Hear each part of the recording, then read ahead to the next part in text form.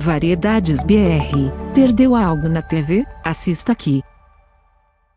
De janeiro. 4 pessoas são executadas e 7 ficam feridas numa chacina na região metropolitana. A polícia prende o segurança que estrangulou até a morte o frequentador de um bar no interior de São Paulo. Manaus. Suspensas as visitas em 5 presídios depois do confronto entre presos na maior cadeia do Amazonas. A movimentação de terra aumenta no talude da mina da Vale em Barão de Cocais. Já os atingidos pela barragem de Brumadinho questionam o acordo de indenização. Eles entregaram os antigos terrenos sem saber que havia uma jazida de minério na área. E ainda, o plano para a criação da 3ª maior montadora de carros do mundo. A Avianca cancela 200 voos só hoje. Despenca o número de lançamentos imobiliários no Brasil. A campanha de vacinação contra a gripe está longe de atingir a meta no estado mais populoso do país. E o frio de 5 graus negativos no Parque Nacional do Itatiaia, no Rio. O Jornal Hoje está começando. Começam hoje as inscrições para mais um programa Mais Médicos em todo o Brasil. O objetivo é contratar pelo menos 2.000 médicos. Mas, segundo o Ministério da Saúde, este ano, 19% dos médicos que tinham entrado no último programa desistiram. No município de João Costa, sertão piauiense, o médico inscrito no programa ficou só 30 dias e pediu para sair. Após 2 semanas sem atendimento, a prefeitura decidiu contratar um profissional para substituir, pagando R$15 mil. Um recurso que nós poderíamos estar comprando mais medicamentos, comprando equipamento para o posto, ou investindo na capacitação de um profissional, a gente está destinando, para a contratação desse médico. Com o médico do município deslocado para o programa, ficou um só profissional para atender a todos os 3.000 moradores da cidade. É muito pouco para esse tanto de gente. No Piauí, 130 municípios estão inscritos no programa. Em 40, há 79 vagas abertas porque os profissionais desistiram. Falta uma certa estrutura para o profissional. Adequação, espaço, ambientação. O sistema informatizado, às vezes medicação. Esse é um hospital regional especializado no atendimento aos casos de urgência e emergência. Mas com funcionamento precário nos postos de saúde e unidades básicas, a maioria dos pacientes que vêm para cá não se enquadra na classificação do hospital. O resultado é a superlotação. São 160 atendimentos diários para um único médico. Sem dormir há 2 dias, com dores nas costas, Patrícia teve que percorrer 30 quilômetros em busca de atendimento. Daqui uns dias todo mundo vai morrer mesmo, é amigo, sem médico, sem ter nada, porque é difícil. A situação não é diferente em Natal. Essa é a 4ª vez que Dona Francisca tenta uma consulta na Unidade Básica de Saúde em Mossoró. Para conseguir uma consulta, para preencher um laudo, tá assim, tudo descontrolado. Em todo o país, há 2.212 vagas no Mais Médicos para 1.185 cidades e 13 distritos indígenas. Em Santa Catarina, o Ministério Público Federal entrou com uma ação civil pública para que sejam mantidas vagas já preenchidas pelo programa no estado. Pelo novo edital, mais de 400 vagas deixariam de ser renovadas. Vai faltar médicos e o que é pior, esses médicos atuam basicamente na prevenção, no atendimento básico. Então, nós vamos ter um custo da saúde aumentado em Santa Catarina por conta disso. Em nota, o Ministério da Saúde informou que o médico não é obrigado a informar o motivo da saída e que, para atender aos municípios que estão sem médicos, o governo publicou uma portaria no início de abril, estendendo por 6 meses o prazo de pagamento da verba. A polícia está investigando uma chacina em São Gonçalo, na região metropolitana do Rio. 4 pessoas morreram e 7 ficaram feridas no ataque a um bar. Era um domingo de confraternização entre amigos que há 30 anos costumavam se encontrar. Segundo testemunhas, pelo menos um homem foi visto atirando. 11 pessoas foram baleadas. A gente estava cantando, para que a gente ouviu o barulho. Muito tiro, muito tiro. Eu corri pegando o vestiário, não deu para ver quem era. 4 morreram. Fábio Rosa de Souza, Valdir Pinto de Oliveira Sobrinho, compositor da Escola de Samba Porto da Pedra, José Luiz Caetano, o Pepe, professor de espanhol. Tive o privilégio de ser aluna dele e trabalho aqui. O sorriso dele era encantador, ele passava pelos corredores sempre sorrindo, não tinha uma pessoa que ficasse triste ao lado dele. A quarta vítima é Janete Ribeiro. Ela aparece de vermelho nesse vídeo gravado pouco antes do crime. Nas imagens, Janete está dançando com o marido, que também ficou ferido no ataque. Ele está no CTI desse pronto-socorro. Outros 3 homens continuam internados. 3 feridos já receberam alta. Minha sorte que eu estava em pé, indo para o banheiro, consegui me esconder no banheiro. Parou um carro, atirou em uma porção de pai de família. A polícia ainda não sabe o motivo do ataque, mas investiga se uma disputa entre traficantes e milicianos no bairro pode ter relação com a chacina. Os agentes da divisão de homicídios já descobriram que os disparos foram feitos por um homem que fugiu num carro preto. O próximo passo é encontrar imagens de câmeras de segurança da região. Até agora, ninguém foi preso. Em Ribeirão Preto, interior de São Paulo, um jovem morreu depois de levar um golpe conhecido como mata-leão do segurança de um bar durante uma briga. O vigilante foi preso em flagrante. O bar fica numa região nobre de Ribeirão Preto. Quando a confusão começou, as pessoas se assustaram. O empresário Miguel Francisco Barbosa, de 24 anos, brigou com um segurança do bar. Os dois trocaram socos. Outras pessoas tentaram separar. Logo chegou mais um segurança. Jonathan William Bento imobilizou Miguel pelo pescoço e não soltou. Miguel foi carregado para fora do bar e a confusão continuou fora do alcance da câmera de segurança. No boletim de ocorrência foi registrado que Miguel desmaiou e recebeu socorro ainda na porta do bar. A equipe do SAMU tentou reanimar o rapaz durante 40 minutos. Ele ainda foi levado para o pronto-socorro central da cidade, mas não resistiu. Há versões diferentes para o começo da briga. Uma é que Miguel não gostou da demora na fila. Segundo a outra versão, ele fotografou o caixa do bar e se negou a apagar a foto. Jonathan William Bento, que imobilizou o empresário, foi preso hoje de manhã. Eu tava trabalhando, o cara tava agredindo nós e a gente só tava tentando defender meus parceiros. Ele agrediu tudo. Como? Ele bateu, quebrou o maxilar de parceiro, quebrou, machucou tudo. Você imaginou que seu golpe poderia matar? Negativo, não imaginei nunca na minha vida, nunca quis fazer isso na minha vida. A polícia pediu a prisão preventiva do Jonathan e ele deve participar de uma audiência de custódia ainda hoje. Em nota, o bar BH de Ribeirão Preto lamentou o caso, disse que repudia qualquer ato de violência, que está contribuindo com as investigações e vai entregar para a polícia todas as imagens da noite. 20 pessoas foram presas agora de manhã em uma operação de combate ao tráfico de drogas sintéticas no Distrito Federal e em 2 estados. A polícia apreendeu 3.000 comprimidos de êxtase, que seriam vendidos em Brasília em festas de música eletrônica, as chamadas raves. A droga vinha de Goiânia e outros municípios de Goiás.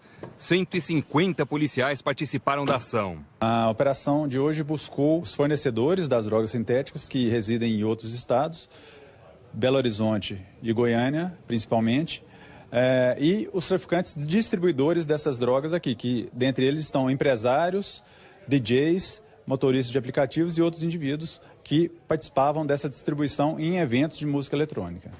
De acordo com a investigação, alguns suspeitos usavam empresas para lavar o dinheiro do tráfico. Foram cumpridos 29 mandados de busca e apreensão. Estão suspensas as visitas no presídio onde 15 detentos morreram depois de uma briga ontem em Manaus. A repórter Daniela Branches acompanha as investigações. Daniela, boa tarde para você. Já se sabe o que aconteceu exatamente? Boa tarde. Boa tarde, Sandra. Boa tarde, Doni. Boa tarde a todos. Olha, as investigações já começaram. Nós estamos aqui na entrada do Complexo Penitenciário Anísio Jobim. São 4 quilômetros até as celas e a segurança está reforçada.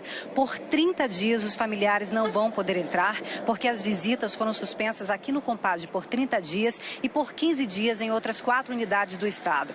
Essas 15 mortes desse domingo ocorreram no fim da manhã, na hora da visita dos familiares, durante uma briga. Escovas de dentes foram usadas como armas.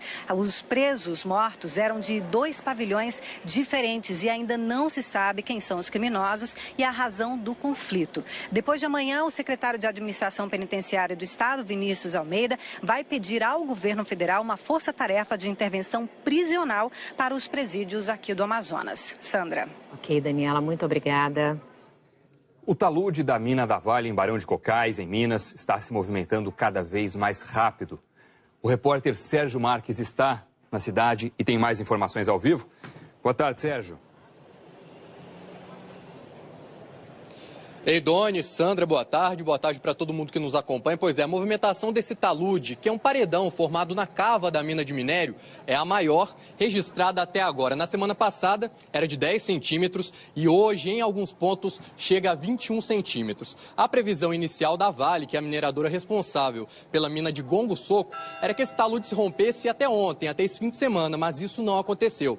Pela movimentação do solo, da terra nos últimos dias, a expectativa da Agência Nacional de Mineração é que esse talude vá caindo aos poucos, se desfazendo aos poucos e não de forma bruta, não de forma abrupta, e isso poderia aí possibilitar então um cenário positivo, já que a grande preocupação é que a queda desse talude causasse uma vibração no solo e essa vibração fosse um gatilho para o rompimento da barragem sul superior, que fica a cerca de 1,5 km dessa cava. Todos os moradores da região da mina já estão fora de casa desde o dia 8 de fevereiro. Doni? Muito obrigado pelas informações. E na cidade de Barão de Cocais, onde a lama pode levar pouco mais de 1 hora para chegar, as famílias passaram por treinamentos de fuga. Hoje, os bancos e os correios que fecharam as portas na semana passada voltaram a atender a população. E em Brumadinho, 27 pessoas continuam desaparecidas. Alguns moradores, para receber a indenização, transferiram suas terras para a Vale, sem saber que nelas há uma jazida de minério. 21 pessoas vítimas da avalanche de lama em Brumadinho já fecharam acordo individual com a Vale para receber indenização. A negociação começou em abril com a ajuda da Defensoria Pública do Estado.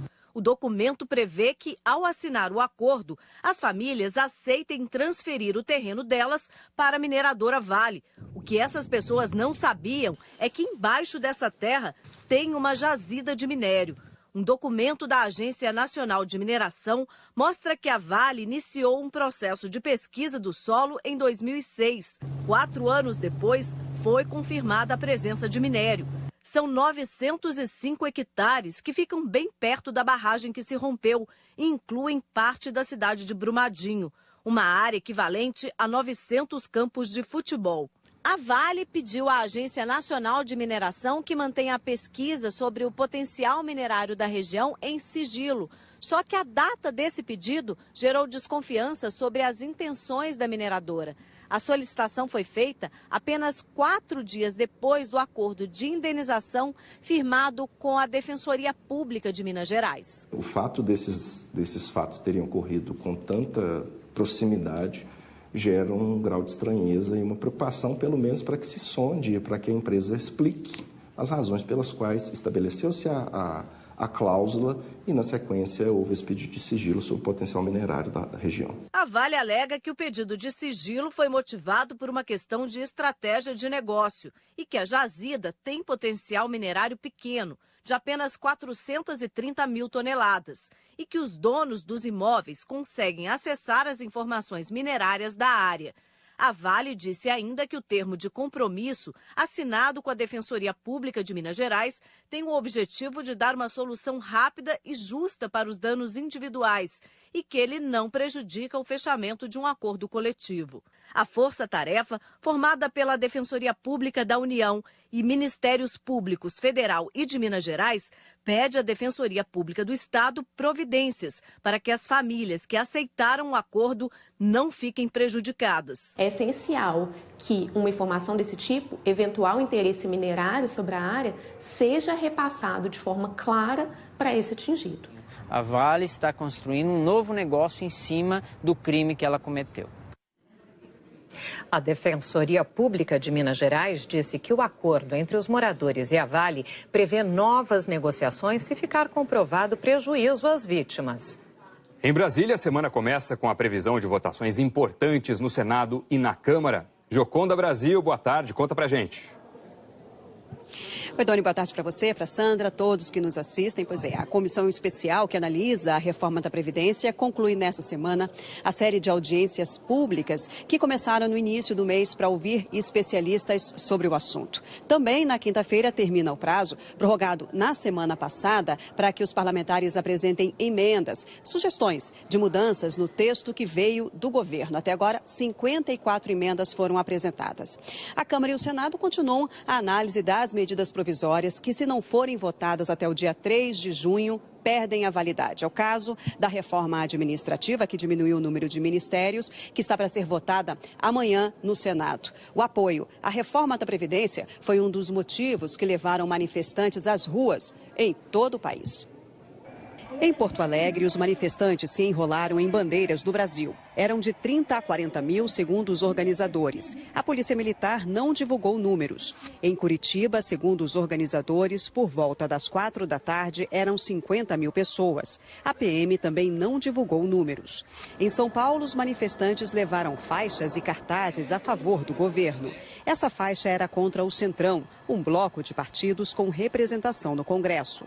Às 4h20 da tarde, o momento de maior aglomeração, o ato ocupava 7 quarteirões da Avenida Paulista, mas só 3 tinham maior concentração. Em frente ao MASP, em frente ao prédio da TV Gazeta e em frente à Federação das Indústrias do Estado de São Paulo. Nos outros quarteirões, os manifestantes estavam mais dispersos. 3 dos grupos que organizaram o ato calcularam que 500 mil pessoas participaram. A PM não divulgou números. Acho que a gente tem que vir na rua assim e dizer o que a gente está pensando, que a gente precisa apoiar o presidente, porque é importante para o Brasil. No Rio, os manifestantes se concentraram em 2 pontos da Avenida Atlântica, em Copacabana. Estou lutando pelo Brasil. Um grupo minoritário pediu o fechamento do Supremo e do Congresso, o que é inconstitucional, ilegal e fere a democracia. Os organizadores e a PM não divulgaram estimativas de público. Em Salvador, os manifestantes se concentraram na orla. Nem os organizadores nem a PM divulgaram números de participantes. No Recife, os manifestantes se reuniram na Avenida Boa Viagem. Segundo os organizadores, eram 65 mil pessoas. A PM não divulga estimativas. Em Fortaleza, houve buzinaço e carreata. Segundo os organizadores, foram 15 mil pessoas. A PM não divulgou números. Em Belém, manifestantes percorreram ruas do centro. Segundo os organizadores, eram cerca de 50 mil pessoas. Já a PM disse que foram 3 mil. Em Brasília, os manifestantes defenderam a aprovação da reforma da Previdência, o pacote de medidas anticrime e a manutenção do COAF, o conselho que fiscaliza operações financeiras, no Ministério da Justiça. Eles inflaram um boneco gigante do ministro Sérgio Moro, vestido de super-homem. Os organizadores não divulgaram estimativa de público. A PM calculou, no auge da manifestação, 20 mil pessoas em frente ao Congresso.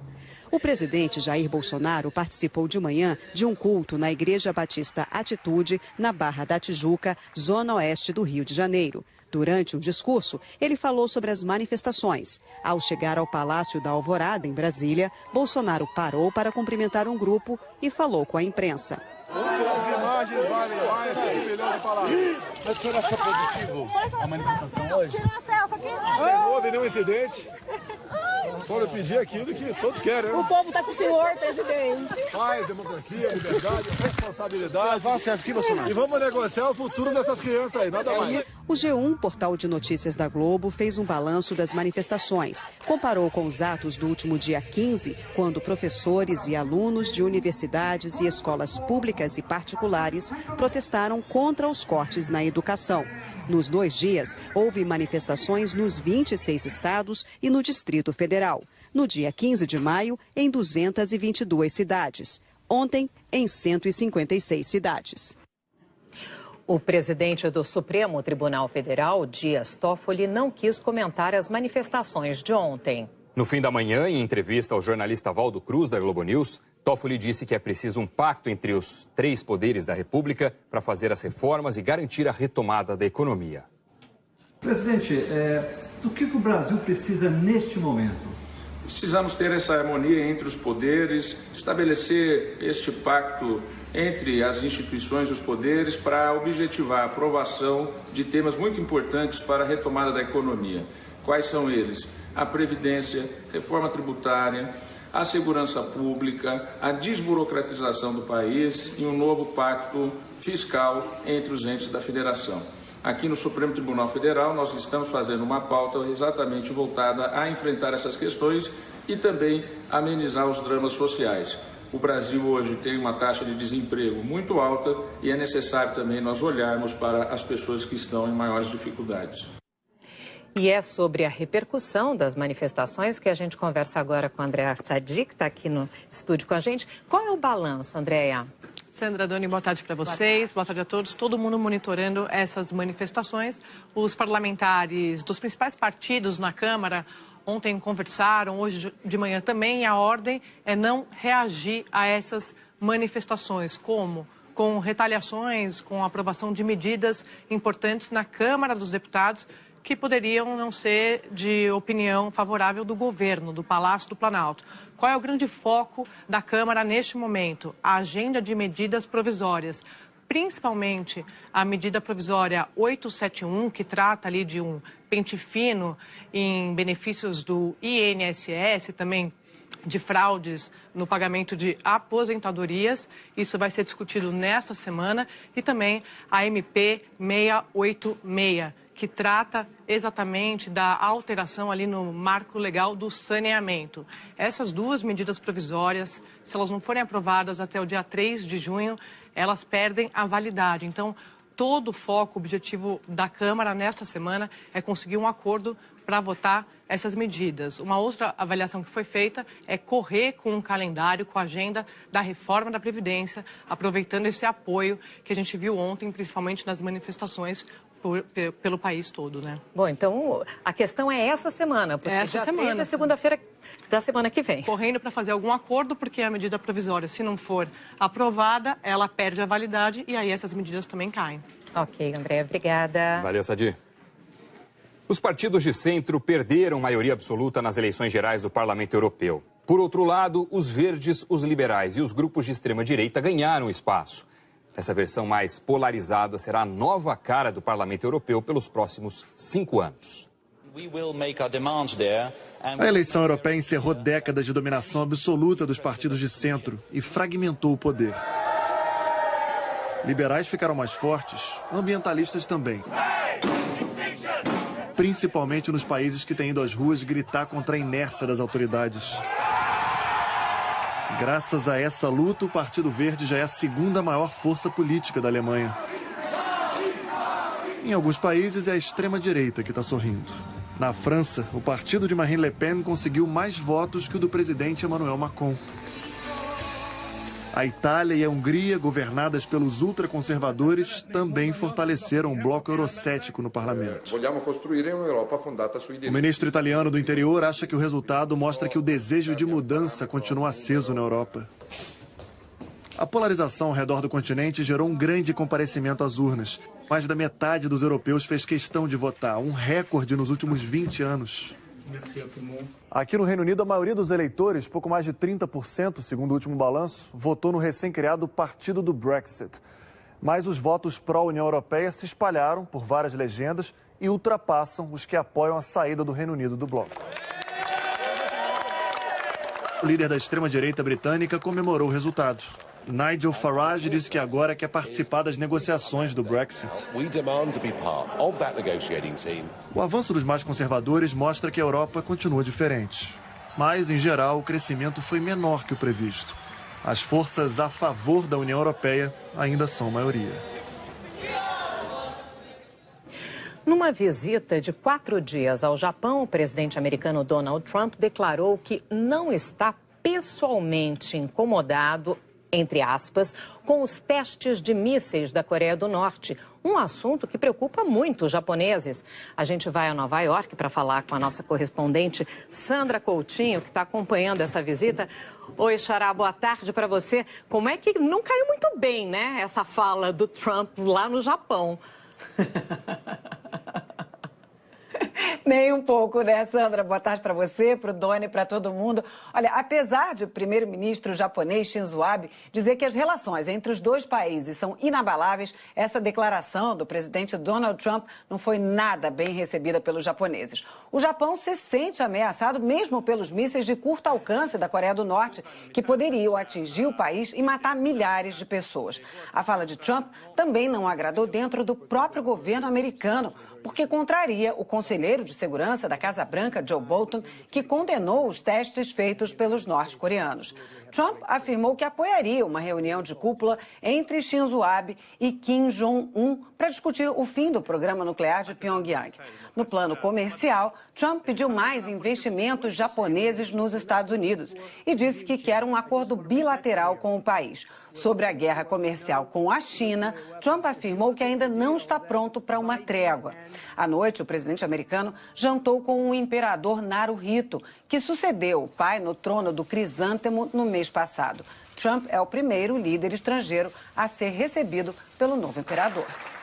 Ok, Sandra, obrigada. O parlamento da Áustria aprovou uma moção de censura contra o primeiro-ministro Sebastian Kurz. É a primeira vez que um chefe do executivo é afastado do cargo dessa forma no país desde a Segunda Guerra Mundial.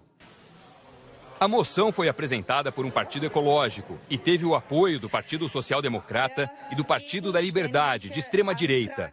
Até semana passada, ele integrava a coalizão de governo, mas Sebastian Kurz desfez a aliança depois do escândalo do caso Ibiza. Seu ex-vice-primeiro-ministro, Heinz Christian Strache, que também era líder do partido de extrema-direita, foi flagrado na famosa ilha espanhola, oferecendo contratos públicos a uma milionária russa em troca de favores políticos. Um governo provisório vai comandar o país até as eleições antecipadas para setembro. A montadora Fiat Chrysler apresentou hoje um projeto de fusão com a Renault. Se a fusão se concretizar, será formada a terceira maior montadora do mundo, atrás da Volkswagen e da Toyota. Juntas, Fiat Chrysler e Renault têm um valor de mercado combinado de cerca de 40 bilhões de dólares, o equivalente a 160 bilhões de reais. De acordo com a proposta da Fiat Chrysler para a Renault, o novo grupo pertenceria 50% aos acionistas da Fiat Chrysler e 50% aos acionistas da montadora francesa. A Nissan e a Mitsubishi, que têm aliança com a Renault, não participam das negociações. A Renault disse que estuda com interesse a oportunidade. Quem comprou passagens da Avianca enfrenta dificuldades para embarcar em aviões de outras companhias. Só hoje, 200 voos foram cancelados. O voo que levaria os parentes da Débora de volta para a Bahia deveria ter partido ontem. A situação realmente está difícil, né? E hoje a gente provavelmente só vai conseguir embarcar às 5 horas da tarde. Só hoje, 200 voos da Avianca estão cancelados no país. A Agência Nacional de Aviação Civil determinou a suspensão dos voos da empresa na última sexta-feira, até que a companhia comprove a capacidade de manter as operações com segurança. A Avianca entrou em recuperação judicial em dezembro. Pelas normas da ANAC, quando o voo é cancelado, a companhia aérea é obrigada a providenciar reacomodação, reembolso ou viagem com outra forma de transporte. A recomendação para os passageiros que compraram passagem da Avianca é que entrem em contato com a empresa para que o problema seja solucionado. Mas, pelo menos por telefone, é difícil ser atendido. Hoje a gente ligou para a Avianca. Você ligou para a Avianca Brasil. Foi uma longa espera, sem sucesso. 10 minutos ouvindo a musiquinha, ninguém atendeu, vou desistir. A ANAC orienta. Quem tiver problemas deve reclamar na página da internet consumidor.gov.br ou no PROCON. Nós estamos conseguindo extrajudicialmente, através do PROCON, fazer acordos diretamente com o consumidor e a Avianca. Dependendo do dano que o consumidor sofreu pelo cancelamento do voo, em último caso, ele pode socorrer do Poder Judiciário. A ANAC também pede para os passageiros da Avianca não irem ao aeroporto. Mas no Rio, foi só no balcão da companhia que a Márcia conseguiu ser transferida para um voo de outra empresa. Ela vai embarcar só com passagem de ida e um pouco de bom humor. A volta a gente vai tentar quando chegar em Salvador. Ainda bem que é em Salvador, que se não voltar a gente fica por lá, né? Pelo menos lá é animado. A Avianca afirma que foi a própria empresa que tomou a iniciativa de suspender temporariamente as operações e que continuará cumprindo a resolução da ANAC para atender os passageiros de voos que foram cancelados. A empresa disse que está totalmente focada em dar continuidade ao seu plano de recuperação judicial.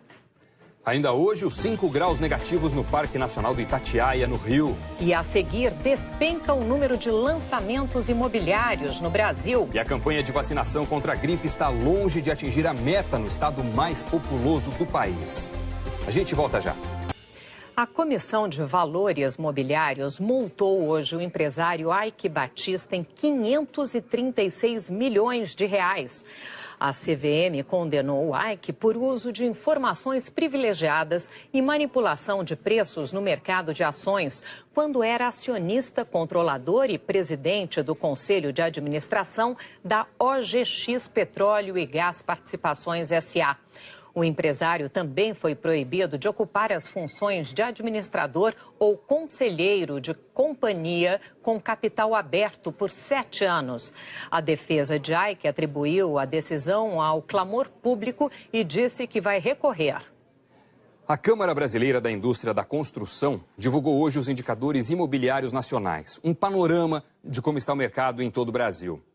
A venda de imóveis no país cresceu 9,7% quando a gente compara o primeiro trimestre desse ano com o mesmo período do ano passado. Mas em relação aos 3 últimos meses de 2018, houve uma queda e não foi pequena, quase 19% de recuo nas vendas. Já o número de lançamentos no mercado é ainda pior nessa mesma comparação. Entre outubro e dezembro do ano passado, pouco mais de 39 mil imóveis tinham sido lançados, contra menos de 15 mil nos 3 primeiros meses deste ano. Uma queda que passa dos 60%. A região sudeste foi a que registrou o maior recuo, 77,4%. O Brasil tinha, nos 3 primeiros meses do ano, pouco mais de 120 mil imóveis novos em estoque. Aqueles que estão prontos, lançados, mas ainda não foram vendidos.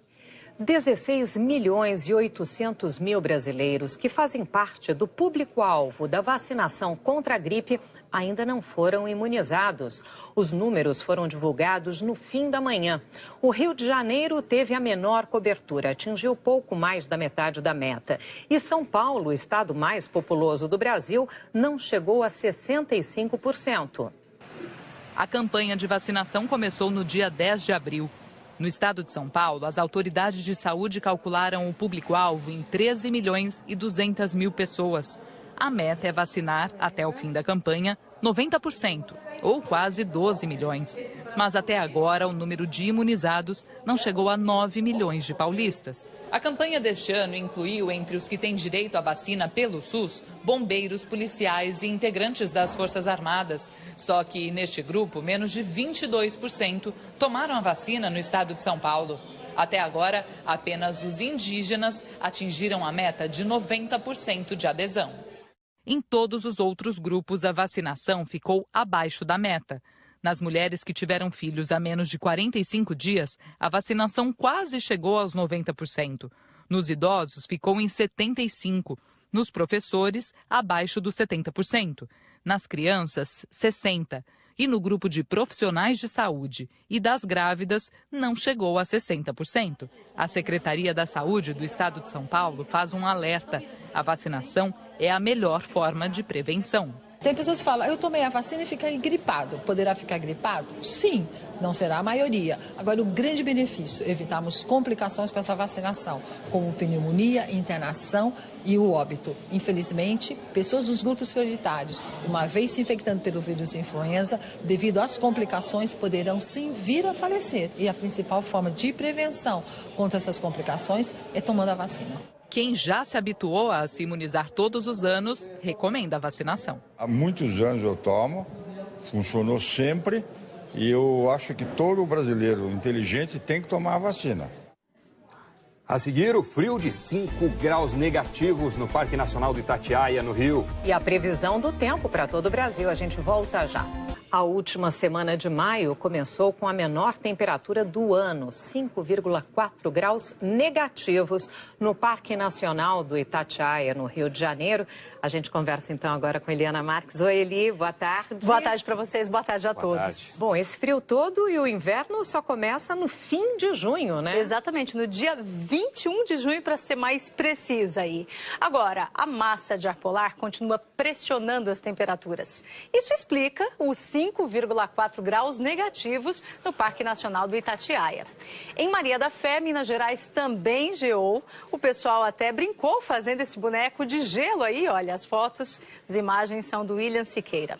Bom, agora a tarde esquenta em Itatiaia, continua frio em Maria da Fé, mas na maior parte do país a tarde vai ser quente mesmo. Olha, máxima de 25 graus lá em Floripa, 26 aqui em São Paulo, 28 em BH, 30 no Rio de Janeiro, em Fortaleza máxima de 32, em Palmas 34 e em Cuiabá 36 graus. Tarde menos quente, só entre Curitiba e também lá em Porto Alegre. E onde vai ter sol, onde vai ter chuva, Eli? Vou falar primeiro de onde vai ter sol. Olha, a gente está com o sol predominando numa área enorme aqui do Brasil, entre o Acre até o centro-sul do Ceará, passando por grande parte do centro-oeste, do sudeste e até o Vale do Itajaí, em Santa Catarina. Nessas áreas, a umidade do ar fica baixa em muitas regiões e aí a gente tem dicas para enfrentar uma tarde seca. Evitar o sol e aglomerações em locais fechados, também beber bastante água e até usar soro fisiológico no nariz.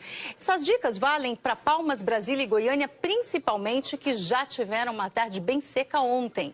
E Goiânia, que está aí na tela para você ver agora, olha, pode até sentir mais essa secura hoje. A gente vê o tempo bem aberto por lá, 30 graus, 40% de umidade agora e ela pode cair mais porque não tem previsão de chuva. Agora, pode chover bastante hoje no litoral leste da região nordeste, onde estão Salvador, Maceió, João Pessoa, também pegando outras capitais ali daquela faixa e lá para cima também em São Luís e em Belém. Entre o centro-sul de Mato Grosso do Sul e aqui o norte do Rio Grande do Sul são esperados temporais hoje, também amanhã. Não se descartam, inclusive, rajadas de vento. Então, esse aviso válido para hoje e para amanhã, mas já adianto que vai ser uma semana toda de chuva concentrada ali, principalmente em Santa Catarina e Rio Grande do Sul. Ok, Eli, obrigada. Até amanhã. Valeu, Eli, até amanhã. E uma última informação. Um avião de pequeno porte caiu no final da manhã na cidade de Indiaroba, a 100 quilômetros de Aracaju, no Sergipe. As primeiras informações são de que o avião decolou de Salvador e caiu em uma área de manguezal de difícil acesso na Praia do Saco, em Indiaroba. A Polícia Militar afirma que 4 corpos foram encontrados. Também foram encontradas fotos do passaporte do cantor Gabriel Diniz perto do local do acidente. A produção do cantor confirmou que ele pegou um voo fretado hoje de Salvador e disse que até agora não conseguiu contato com a equipe, mas não confirma que ele estava nesse avião. O cantor se tornou nacionalmente conhecido pela música Jennifer, lançada no fim do ano passado.